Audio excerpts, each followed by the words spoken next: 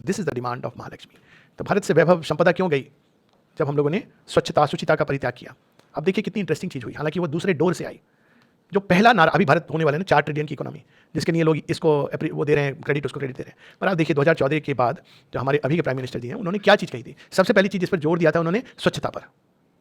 आप स्वच्छ और शुचिता लाएंगे, economy will come, it doesn't matter, वो संपदा आएगी आपके पास, क्योंकि वो उसको रिस्पेक्ट करती हैं अपने आप। वो हमारे यहाँ वो बचपन में सिखाया भी जाता था कि दरिद्रता विपन्नता एक आंतरिक अवस्था है। दरिद्रता और विपन्नता एक बाहरी पैसों की कमी नहीं है, एक आंतरिक अवस्था है। कहते भी थे कितना दरिद्र है, उदार नहीं है ये व्यक्ति, अनुदार है।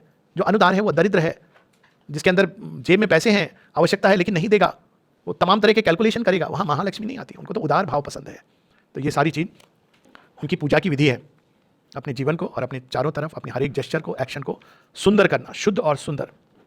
Where there is affinity to the rhythms of the secret world bliss and response to the call of the all beautiful and concord and unity and the glad flow of many lives turn toward the divine, in that atmosphere she consents to abide। और यही चीज़ आप देखेंगे कि जैसे एक दुकानदार, एक business essence यही होती है, जो बहुत सुंदर शब्द यूज़ किया है शेरविन ने, affinity to the rhythms of the secret world bliss. आप देखेंगे एक बिजनेसमैन की जो एक ब्यूटी ये होती है, जो सच्चा वैश्य है, कि वो उसके अंदर एक नेचुरल एफिनिटी होती है, जिसके द्वारा वो किसी का शत्रु नहीं होता है। उसके अंदर एक नेचुरल कुछ होता है कि वो सबको मित्रता के साथ ले चल सकता है। मैंने ऑब्जर्व किया है, और उसके कारण उसके अंदर वो रिदम्स, जिसके कारण उसके पास संपदा आती है। और आप 2 तरह के शोरूम, माँ इसको एक कथा में भी बताती हैं, एक जहाँ सब कुछ ऐसे ही पड़ा हुआ है, किसी को पता नहीं कौन सी चीज़ कहाँ है, एक बड़ा सुंदर सा, आप किधर जाएंगे? आप वहाँ जाएंगे जहाँ वैसे भी अगर प्रैक्टिकली देखा जाए, जहाँ सौंदर्य है, जहाँ पे चीज़ें बड़ी सुंदर ढंग से व्यवस्थित ढंग से रखी हैं।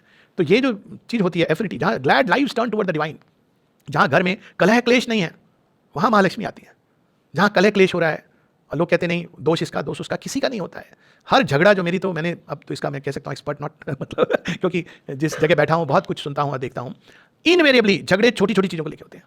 और दूसरी दृष्टि से देखो तो कौन सी चीज़ें इतनी बड़ी है जिसके लिए लड़ाई की जाए? तो अक्सर मैं तो लिख के रखता था 2 steps to regulating worry. First step, do not worry about small things, छोटी छोटी चीज़ के लिए क्यों चिंता कर रहे हो, झगड़ा कर रहे हो। Second step, everything is a small thing. Divine की तरफ ले जाना, कोई मानव संबंध है, अगर हम इस भाव से जिए कि ये संबंध का आधार भगवान है, इस संबंध का लक्ष्य भगवान है, इस संबंध का पथ भगवान है, तो सुंदर बनता जाएगा।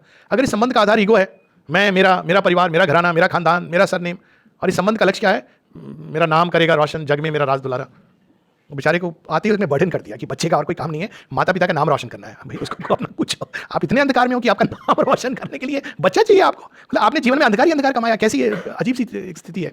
और रोशन भी कैसे करेगा? एक एनआरआई बन के। सोच की भी एक सीमा। और फिर हम सोचते हैं कि महालक्ष्मी प्रसन्न हो जाए। तो अब जहाँ पे हम ये ग्लैड सारे जीवन भगवान की, और इसीलिए एक प्रैक्टिस होती थी जो बंद हो गई है भारतवर्ष में कई जगहों पे, और मुझे लगता है कि होनी चाहिए। हम लोग बचपन में, मैं तो उससे बड़ा हुआ हूँ मेरे ख्याल से कई लोग, ये होती थी कि एक सामूहिक पूजा में, मोहल्ले की नहीं कह रहा हूँ, जहाँ माता पिता बच्चे और अगर उनके पेरेंट्स हैं, मिल करके एक समय होता था जब बैठ के हम लोग भगवान को इन्वोक करते थे। हमारे घर में था संध्या आरती, तो कहीं पर भी हम आकर के ना साथ में, उस समय बच्चे थे, ध्यान आरती के बाद जो मिलेगा उस पर रहता था, प्रसाद पे, लेकिन कुछ अच्छा लगता था। और मुझे लगता है ये जो एक सामूहिक उत्सव जिसमें glad lives turn toward the divine, इसका रियल पर्पस फेस्टिवल्स का ये था। ये नहीं कि हम जो शोर शराबा ये करते हैं कि ग्लैड लाइव्स, उस दिन एक दिन कि हम सब भगवान के प्रेम में एक हो रहे हैं। और अगर इसको सुंदरता से किया जाए तो बड़ी सुंदर बात है। ये और बात है कि अब हर चीज़ को हमने कमर्शियलाइज और ये वो सब कर दिया है, पर एक जो सौंदर्य होता है ग्लैड लाइव्स, कितने सारे फेस्टिवल इस तरह के हैं जो होते थे, ये बड़ा सुंदर लगता था। राखी के दिन भाई बहन के घर, बहन भाई के घर, तो ये जो होता था इस तरह की जो भावनाएं, जिसके द्वारा मनुष्य के आत्मा में कहीं ना कहीं वो पोषित होता था महालक्ष्मी का प्रेम, और वो कहीं कभी ना कभी वो हृदय के सूक्ष्म भावों को, सुंदर भावों को, उस द्वार को खोलता था।